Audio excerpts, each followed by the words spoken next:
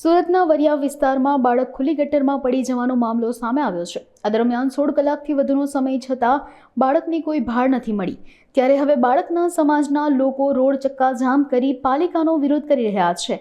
આ દરમિયાન પોલીસ સમાજના લોકોને સમજાવવાનો પ્રયાસ કરી રહી છે તેમજ તેમના વિરોધમાં જરૂરથી કાયદેસરની કાર્યવાહી થશે।